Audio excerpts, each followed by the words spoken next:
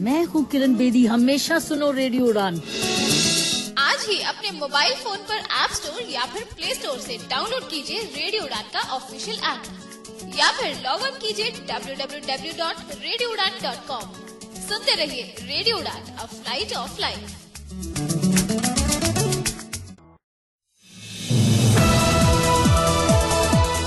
इस कार्यक्रम में भाग लेने वाले प्रतिभागियों के द्वारा दी जाने वाली जानकारी अथवा की जाने वाली चर्चा वास्तविक और काल्पनिक दोनों ही हो सकती हैं। चर्चा के दौरान किसी व्यक्ति के द्वारा दिए गए कथन एवं तथ्य के लिए कार्यक्रम के प्रस्तोता, प्रस्तुतकर्ता अथवा रेडियो स्टेशन प्रत्यक्ष या अप्रत्यक्ष रूप से जिम्मेवार नहीं है।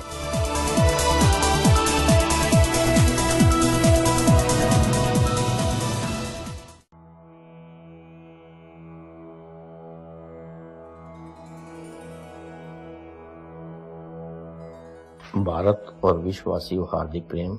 आज की इस बाकी दौड़ती जिंदगी में सुकून के दो पल के लिए रेडियो उड़ान फ्लाइट ऑफ लाइफ के सौजन्य से आपके साथ आप ही का हम सफर कमल स्वीकार करें। कमल का अभिनंदन। जय जिनेन्द्र। मुर्शद जी की आज्ञा से ये मुरीद आज एक नए कार्यक्रम का आगाज कर रहा है, आध्यात्मिक वार्ता यानी कि स्पिरिचुअल टॉक।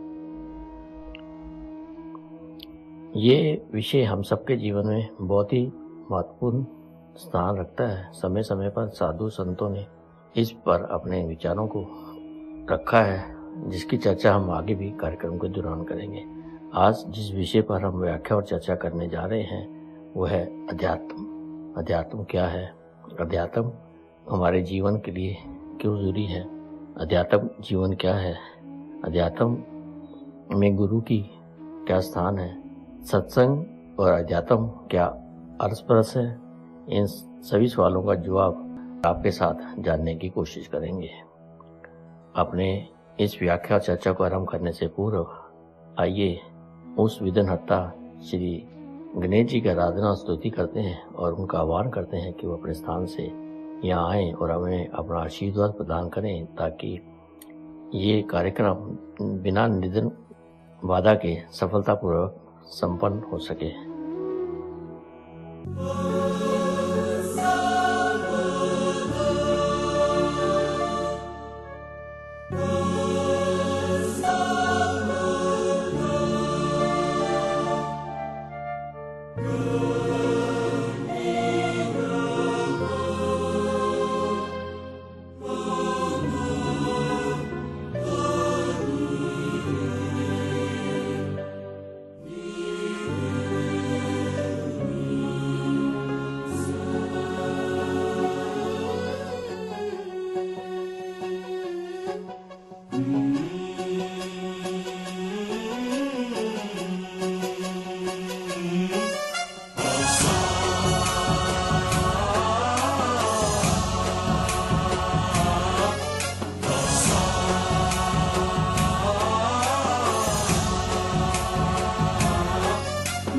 गणनायकाय गणदैवताय गणाध्यक्षाय धीमहि गुणशरीराय गुणमण्डिताय गुणेशानाय धीमहि गुणातीताय गुणाधीशाय गुणप्रविष्टाय धीमहि एकदन्ताय वक्रतुण्डाय गौरीतनयाय धीमहि गजेशानाय भालचन्द्राय श्रीगणेशाय धीमहि एकदन्ताय वक्रतुण्डाय गौरीतनयाय धीमहि गजेशानाय भालचन्द्राय श्रीगणेशाय धीमहि।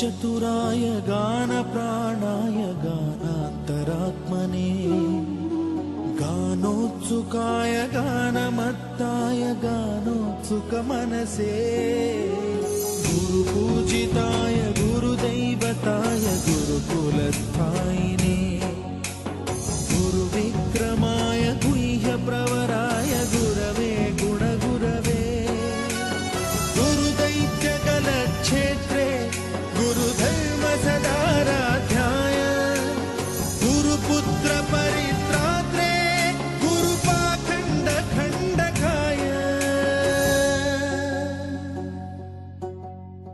गीतसाराय गीततत्त्वाय गीतगोत्राय धीमहि गूढगुल्फाय गन्धमत्ताय गोजयप्रदाय धीमहि गुणातीताय गुणाधीशाय गुणप्रविष्टाय धीमहि एकदन्ताय वक्रतुण्डाय गौरीतनयाय धीमहि गजेशानाय भालचन्द्राय श्रीगणेशाय धीमहि एकदन्ताय वक्रतुण्डाय गौरीतनयाय धीमहि गजेशानाय भालचन्द्राय श्रीगणेशाय धीमहि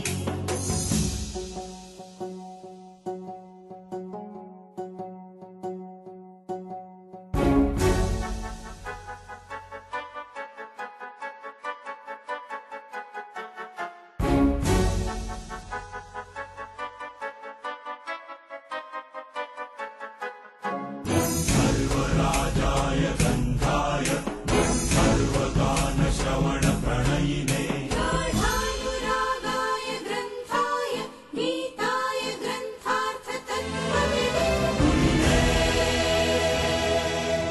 गुणवते गणपतये ग्रन्थगीताय ग्रन्थगेयाय ग्रन्थान्तरात्मने गीतलीनाय गीताश्रयाय गीतवाद्यपटवे गेयचरिताय गायकवराय गन्धर्वप्रियकृते गायकाधीन विग्रहाय गङ्गाजलप्रणयवते गौरीस्तनन्दनाय गौरीहृदयनन्दनाय गौरभानुसुताय गौरीगणेश्वराय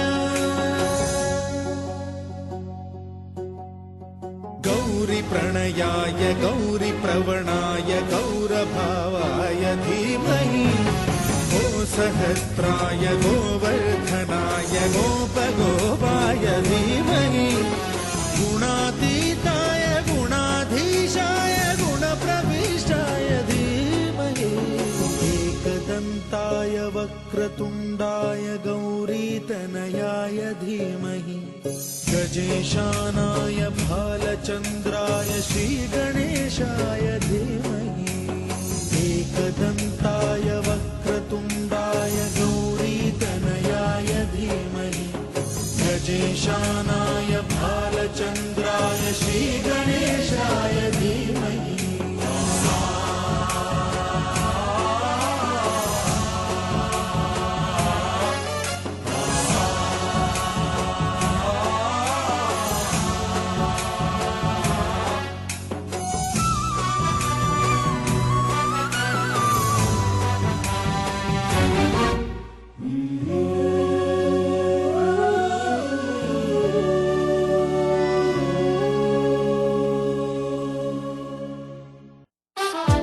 मैं हूं शंकर महादेवन और आप सुन रहे हैं रेडियो उड़ान इफ लाइट ऑफ लाइफ।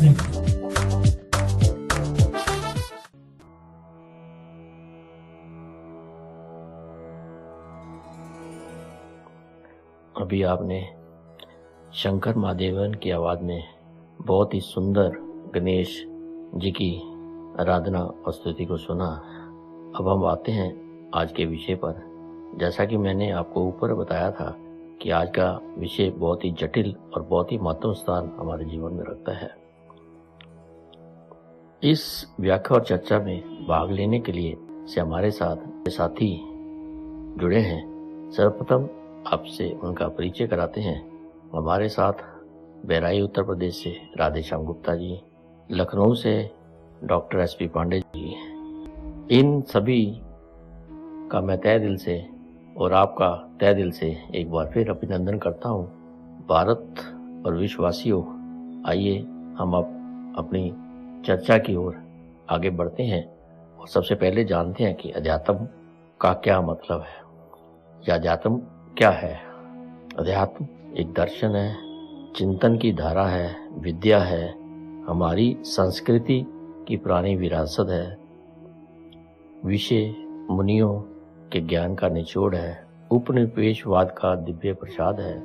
अध्यात्म हमें आत्मा के बारे में, सेल्फ रियलाइजेशन, जन्म, मृत्यु, मोक्ष, मैं कहाँ से आया हूँ, कहाँ जाना है, मेरा क्या स्थान है, पुनर्जन्म, इनके बारे में जानने की एक कला है अध्यात्म। निराकार, सराकार, जड़, चेतन, आत्मा, स्थूल शरीर, सूक्ष्म शरीर, कारण शरीर, महाकारण शरीर, ज्ञान इंद्रियों, कर्म इंद्रियों, विषय, तत्व, अहंकार, बुद्धि, मन, विवेक को जीने की कला बताता है। आइए हम आमंत्रित करते हैं आचार्य राधेश्याम गुप्ता जी को, जो कि बहराइच से हैं, इस महत्वपूर्ण प्रश्न पर हमारी जिज्ञासा को शांत करें कि अध्यात्म क्या है। एक बार फिर से आचार्य राधेश्याम गुप्ता जी, आपका अभिनंदन। हरिओम। वासुदेव सुतम देवम कंस चारूणमर्दनम देवकी परमानंदम कृष्णम वंदे जगद्गुरु। अखिल ब्रह्मांड के आध्यात्मिक गुरु भगवान श्री कृष्ण के चरणों की वंदना करते हुए मैं आज आध्यात्म के महत्व पर चर्चा की शुरुआत करता हूँ। खिले फूल जितने इस धरा के चमन में, चढ़ाता चलूं मैं प्रभु के चरण में। कहते हैं आध्यात्मिक ज्ञान वो मोती है जिसे पाना तो सब चाहते हैं, पर मिलता उन्हें है जो गहराई तक उतर जाते हैं। आध्यात्म यानी अधि प्लस आत्म अर्थात आत्मा की ओर। शास्त्रों में कहा गया है आत्मवित तरित शोकम, आत्मा को जानने वाला सभी प्रकार के शोक और दुख से मुक्त हो जाता है। तुलसी मानस में लिखते हैं उमा कहो मैं अनुभव अपना, सत हरि भजन जगत सब सपना।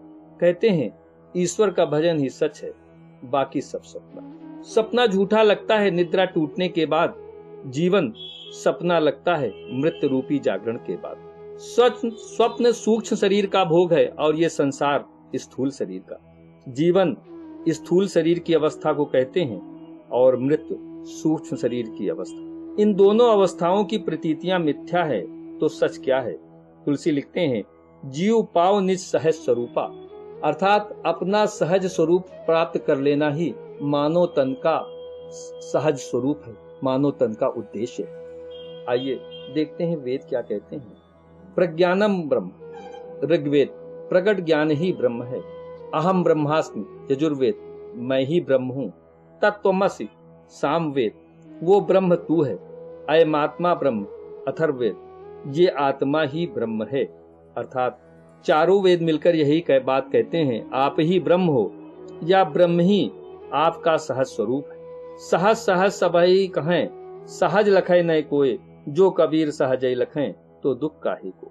तुलसीदास जी लिखते हैं मोह निशा सब सोवन हारा, देखें सपन अनेक प्रकारा।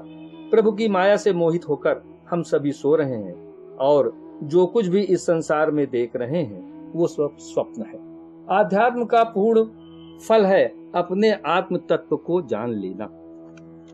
एक बार की बात है, दार्शनिक सुकरात समुद्र के किनारे टहल रहे थे। उन्होंने एक बच्चे को परेशान देखा। बच्चे से पूछा बेटा क्या बात है। बच्चे ने कहा मैं अपने कटोरे में समुद्र को भरना चाहता हूँ, लेकिन वो है कि समाता ही नहीं। अब तो सुकरात विषाक्त की बहुत सुकरात परेशान हो गए।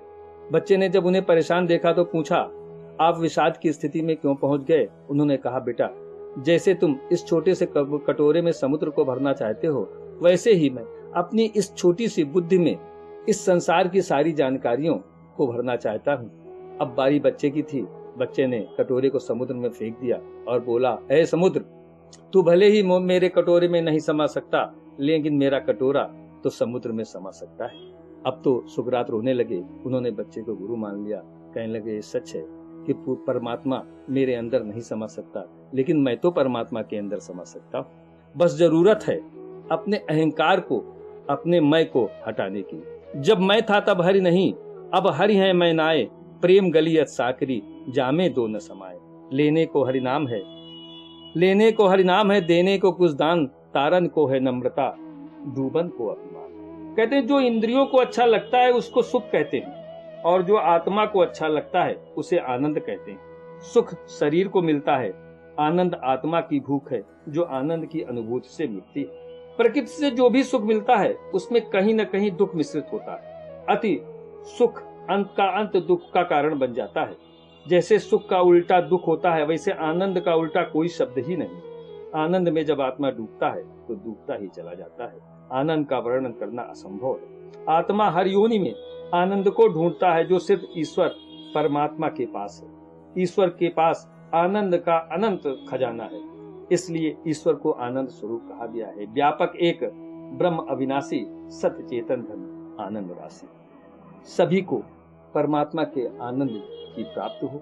इन्हीं शुभकामनाओं के साथ हरि व्यापक सर्वत्र समाना, प्रेम दे प्रकट होए न जाना। हरिओम।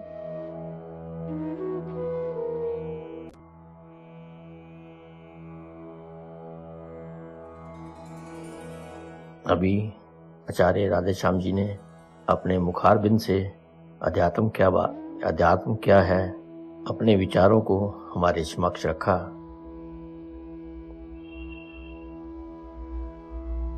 साथियों, भारत और विश्ववासियों, हमें यहाँ पे लेना होगा एक छोटा सा अंतराल। आप कहीं मत जाइए, आप इस सुंदर भजन को सुनिए। जब हम अंतराल के बाद वापस आएंगे तो अपनी चर्चा और व्याख्या को आगे बढ़ाएंगे।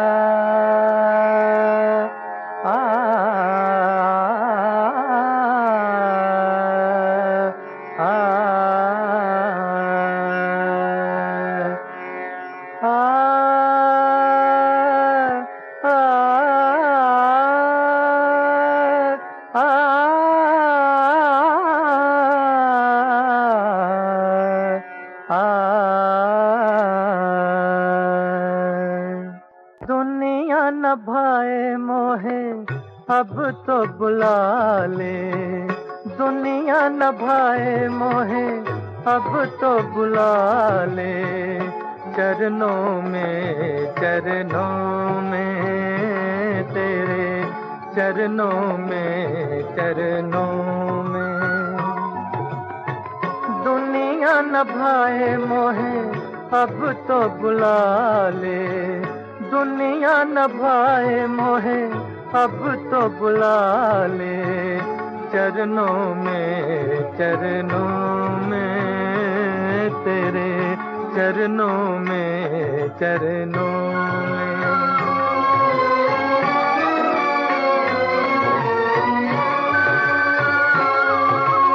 मेरे गीत मेरे संग सहारे, मेरे गीत मेरे संग सहारे, कोई न मेरा संसार में, कोई न मेरा संसार में, दिल के ये टुकड़े,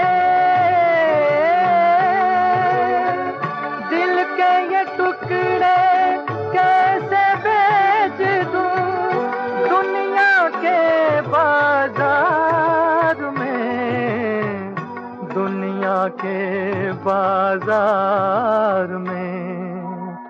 मन के ये मोती रखियो तू संभाले, मन के ये मोती रखियो तू संभाले, चरणों में तेरे चरणों में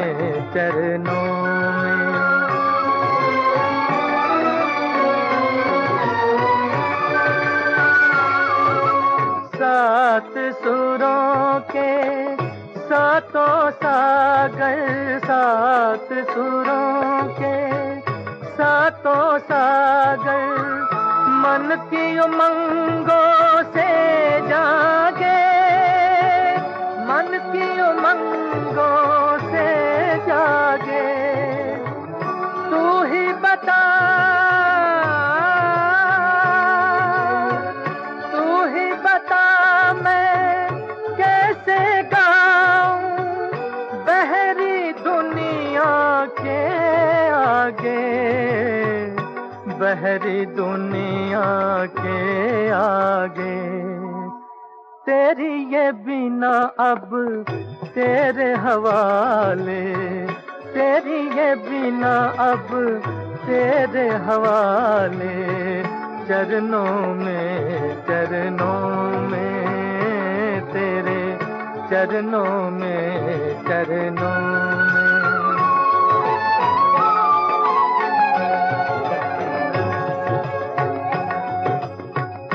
मैंने तुझे कोई सुख न दिया, तूने दया लुटाई दोनों हाथों से।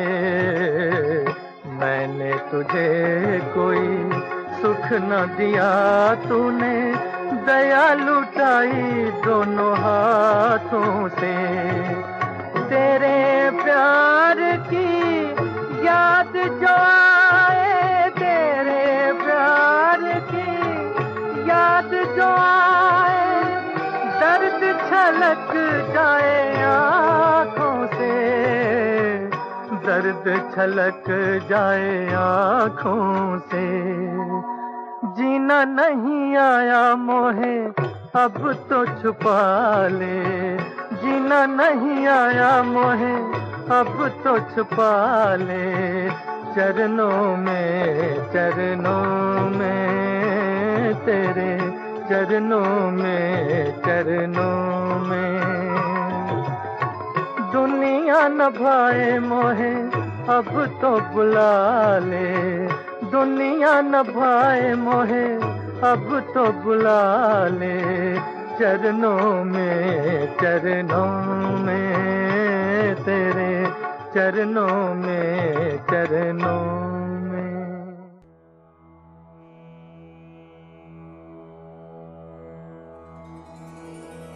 अभी आपने बहुत ही सुंदर भजन को सुना। हम अब अपनी चर्चा पर वापस लौटते हैं। भारत और विश्ववासियों, हम समझते हैं कि अध्यात्म जीवन क्या है। अध्यात्म जीवन की एक ऐसी विधा है जिसमें सभी जीवों को समान भाव से देखा जाता है। आपके आचरण व्यवहार में करुणा और सत्य दोनों का समावेश होना चाहिए। आपके कर्मों में सभी जीवों के प्रति भलाई होनी चाहिए, भलाई छुपी होनी चाहिए। अपने सभी नैतिक कार्यों को पूरा करते हुए सृष्टि को उसको अभिभावक के रूप में संजोए रखना ही अध्यात्म जीवन है। अब मैं आमंत्रित करना चाहूँगा डॉक्टर एसपी पांडे जी को अध्यात्म जीवन क्या है इस पर अपने विचार रखें और हमें अपने ज्ञान से हमारी इस जिज्ञासा को शांत करने का प्रयास करें कि अध्यात्म जीवन क्या है। नमस्कार। समस्त विश्व के भक्तजनों का स्वागत, वंदन एवं हार्दिक अभिनंदन। आत्मज्ञान क्या है, अध्यात्म क्या है, और भी ना जाने कितने ही प्रश्न। आइए मैं अधिकतर प्रश्नों को दोहराए बिना कुछ प्रश्नों का उत्तर देना चाहूँ। आत्मज्ञान से भाव है हमारे शरीर में विराजमान उस ज्योति स्वरूप का ज्ञान प्राप्त करना जो प्रकृति प्रदत्त यानी ईश्वर प्रदत्त है।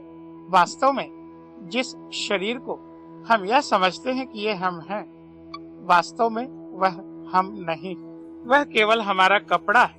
इसलिए वह हम नहीं, हम इस शरीर रूपी कपड़े के बीच विराजमान ज्योति बिंदु मात्र हैं। यही है आत्मा, और यही आत्मा जब अपने पवित्रता, भक्ति, स्नेह, प्रेम के उच्च शिखर पर होता है और भक्त और भगवान के बीच, साधक और आराधक के बीच कोई अंतर नहीं रह जाता, तब इसी आत्म शक्ति को ही परमात्मा के। सम्मानित साथियों, इस आत्मा को जान सकना, इस आत्मा को पढ़ सकना, इस आत्मा को समझ सकना, यानी स्वयं को जान सकना ही आत्मज्ञान। आत्मज्ञान को प्राप्त करने हेतु आध्यात्म का होना अनिवार्य। आध्य शब्द का दो अर्थ होता है, पहला अध्याय और दूसरा अध्ययन। यहाँ जब हम अपने ज्योति स्वरूप का अध्ययन करते हैं, अपनी आत्मा का अध्ययन करते हैं, जब हम अपनी आत्मा क्या है उसे जानने का प्रयत्न करते हैं और अपने आप को, अपने आत्मचिंतन, अपने मनोवृत्ति को काबू कर आत्मा के अधीन होने का प्रयत्न करते हैं, तो इसे ही कहते हैं, इस प्रक्रिया को कहते हैं आध्यात्म। आध्यात्म कैसे कर? कई प्रकार से कर सकते हैं। श्री रामचंद्र जी ने नवधा भक्ति का ज्ञान माता शबरी को देते हुए कहा, प्रथम भगति संतन कर संगा, अर्थात संतों के सत्संग में क्या मिलेगा? संत जिसका कोई अपना नहीं, पराया नहीं, संपूर्ण विश्व उसका कुटुंब मात्र है। परमात्मा ही पति परमेश्वर या पिता, दोनों तीनों के रूप में, उसकी संगति से जो उसे सच्चा ज्ञान प्राप्त हुआ है वह सत ज्ञान आपको देगा। इसी संगति को सत्संग है। दूसर ममरति कथा प्रसंगा। दूसरा, यदि हम सत्संग में नहीं जा सकते तो कम से कम हम ईश्वर के विषय में जिन ऋषियों, मुनियों, मनीषियों ने जो कुछ भी बताया, समझाया है, उसका पाठ करना, उसे पढ़ना, उसे समझना, उसका आदर करना। मंत्र जाप मम दृढ़ विश्वासा, मंत्र का जप करना, ईश्वर के नाम को रटना जिससे आत्म शुद्धि हो, यह भी आध्यात्म के ही अंतर्गत है। योगा, योग अभ्यास करना, अर्थात चित्त की वृत्तियों को ढकेल कर, दूर हटा करके एकांत वास कर अपने आत्म शक्ति को पहचानने का प्रयास। प्राणायाम क्रिया, और ना जाने कितनी ही क्रियाएं संतों ने हमारे जानकारी के लिए अलग अलग पुस्तकों, ग्रंथों, महाग्रंथों, धर्म ग्रंथों, नीति ग्रंथों में लिखे। उन सबों का अध्ययन करना, उनके अनुरूप अपने आप को ढालना, अपने व्यवहार में लाना उन क्रियाओं का, यही आध्यात्म है। आत्मचिंतन ही आध्यात्म है। आत्मा की प्राप्ति के लिए, आत्मा को जान सकने के लिए, आत्मा को पढ़ सकने के लिए जो कुछ भी हम कर सकें, जो साध्य हो, वही आध्यात्म है। अपने इष्ट देव की एकांत वास करते हुए उनके प्रति अपने आत्म ज्योति का समर्पण ही आध्यात्म। मित्रों, अपने इष्ट देव की आराधना आध्यात्म है। आपका इष्ट देव, आपके गुरु, आपके आराध्य ही आपके सद्गति के मार्ग। वे आपकी प्रार्थना पर, आपके आत्म शुद्धि करण में आपकी सहायक सिद्ध होते। अतः आध्यात्म एक वैज्ञानिक रीति है जिसे समझ सकना यद्यपि अत्यंत कठिन और जटिल है, किंतु असंभव नहीं। बार बार मन को काबू कर हम अपने आत्म स्वरूप को जान सकते, और इसे जान जाने के बाद फिर और कुछ भी शेष नहीं बचता। अतः आध्यात्म अनिवार्य, आराधना, साधना, भक्ति अनिवार्य है। मैं यह नहीं कहता कि आप किसकी भक्ति करें, किंतु मैं यह अवश्य करबद्ध प्रार्थना करता हूँ कि आप सभी भक्ति का मार्ग अवश्य चुनें। कोई देवी भक्त है, कोई शिव भक्त है, कोई भगवान श्री कृष्ण का भक्त है, कोई भगवान श्री राम का भक्त है, कोई प्रेत भक्त है। ध्यान रखिए, ईश्वर अंश जीव अविनाशी, सभी जीव मात्र में ईश्वर अविनाशी का ही अंश है। इसका मतलब कि हम भी ईश्वर के ही अंश हैं। ईश्वर का अंश है कहाँ? हमारी आत्मा, जो ज्योति बिंदु मात्र है वही तो ईश्वर अंश है। यदि हम उसे पहचान कर उसी की साधनाओं में लिप्त हो जाएं, तो ईश्वर की प्राप्ति निस्संदेह हो जाए। जैसा कि सिख भाई बहन जानते ही होंगे, उनके दशम गुरु श्री गोविंद सिंह जी ने अपनी एक वाणी में लिखा, ताह हम अधिक तपस्या साधी, महाकाल काल का आराधी, यही विधि करत तपस्या भयो, द्वैते एक रूप हुए। उन्होंने अपने किसी जन्म की कथा का वर्णन करते हुए कहा है कि जहाँ सप्त श्रृंग चोटियां 7 चोटियां हिमालय की ऊंची हैं, वहां पर उन्होंने अपनी तपस्या की और तपस्या करते करते उन्हें पता ही नहीं चला कि महाकाल की आराधना में कब वो स्वयं ही महाकाल हो गए। अर्थात वो ना तो स्वयं की परछाई को पहचान सक रहे थे, न ईश्वर की परछाई को।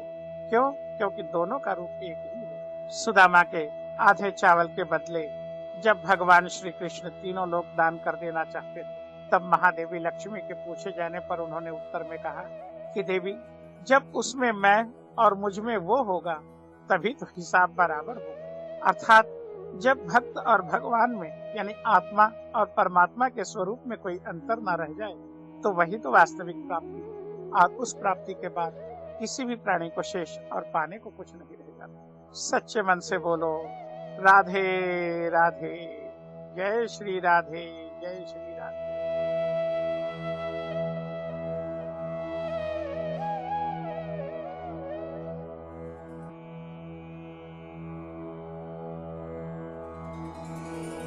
आपने बहुत ही सुंदर शब्दों में डॉक्टर एसपी पांडे जी के आध्यात्मिक जीवन क्या है पर विचार सुने।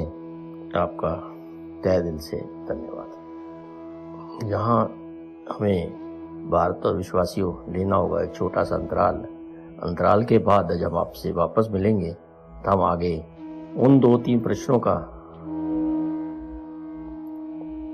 उत्तर को जानने का प्रयास करेंगे कि अध्यात्म जीवन हमारे लिए क्यों जरूरी है, अध्यात्म जीवन का क्या सार है।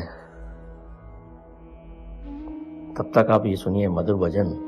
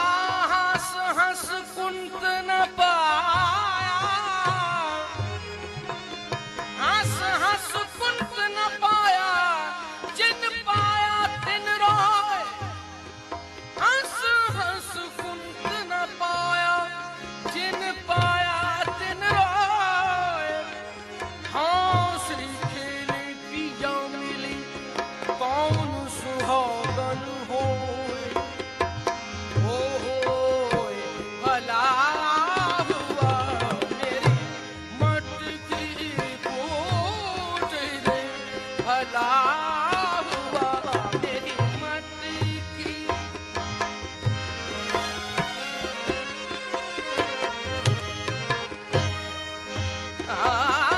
ये तो घर है प्रेम का,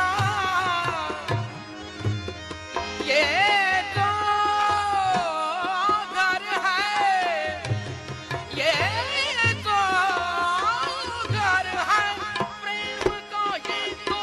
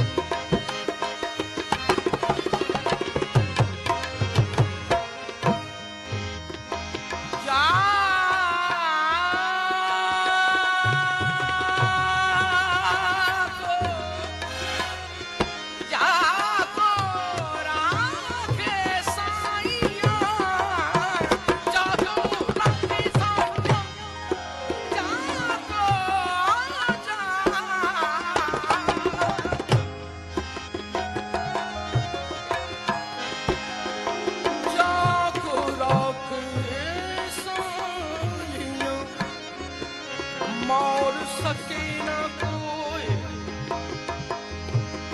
बाल न बांका कर सके जो जग बरी होई भला हुआ मेरी मछली की छूट रे मैं तो पनिया भरने से छूट रे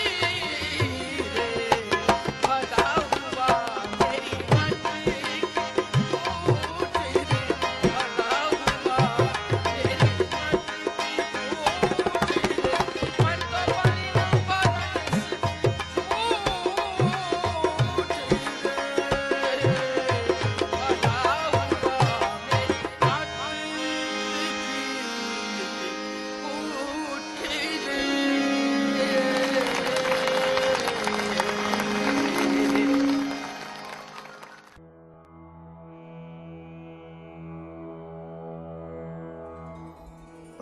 तभी आपने बहुत ही सुंदर भजन को सुना। भारत और विश्ववासियों, हम अपनी चर्चा पर वापस लौटते हैं और हम इस और जानने का प्रयास करते हैं कि अध्यात्म जीवन हमारे लिए क्यों जरूरी है। अध्यात्म जीवन हमें जीने की कला सिखाता है। Art of living, art of loving, art of dying. अध्यात्म हमें संकट और निराशा के समय में उससे बाहर निकलने में हमारी मदद करता है और इस बात का हमें एहसास कराता है कि हमारे साथ कोई है।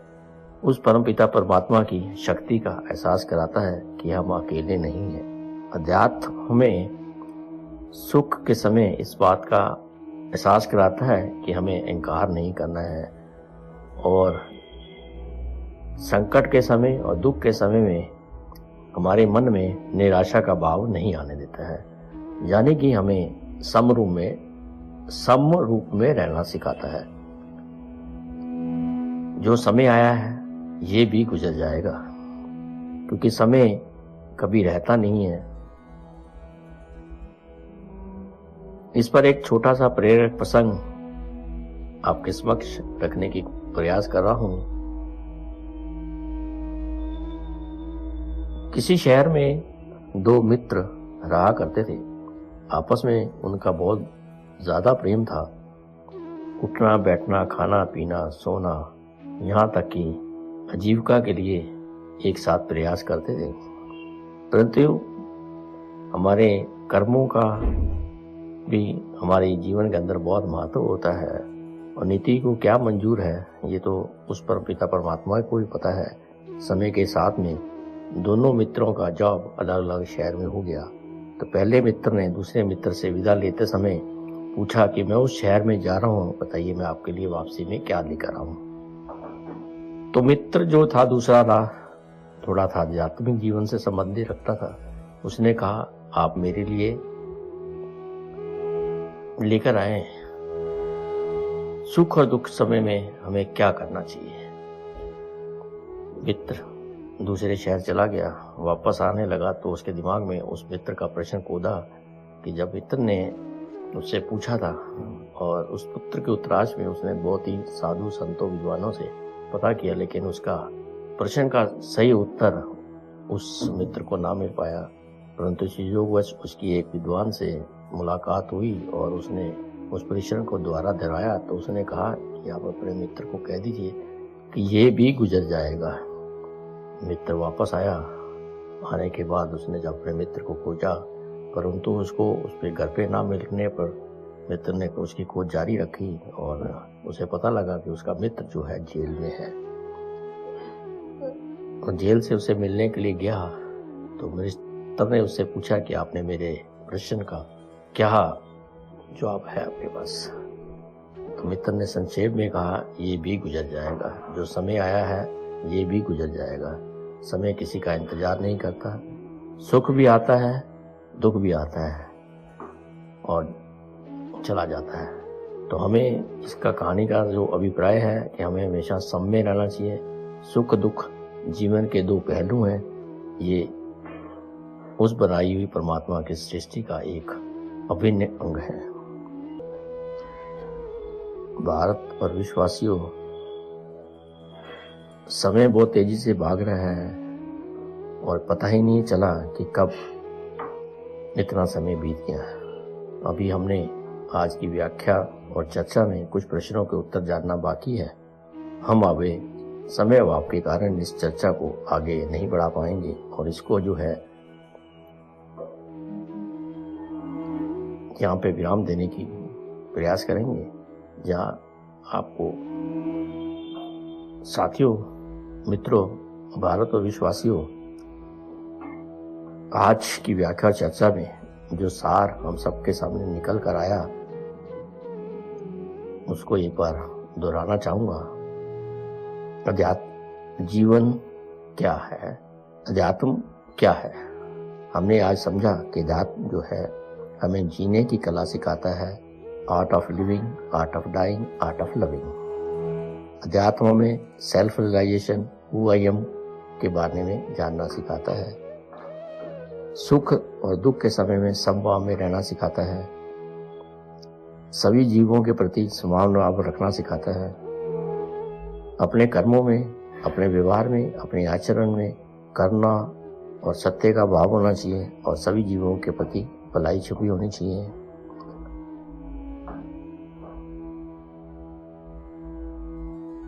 अगर हम कहें और इनका सार एक लाइन में और एक ही वाक्य में आपके सामने बताना हो तो मैं ये कहने का कहूँगा कि आत्मा तत्व का बोध ही सच्चे अर्थों में अध्यात्म है।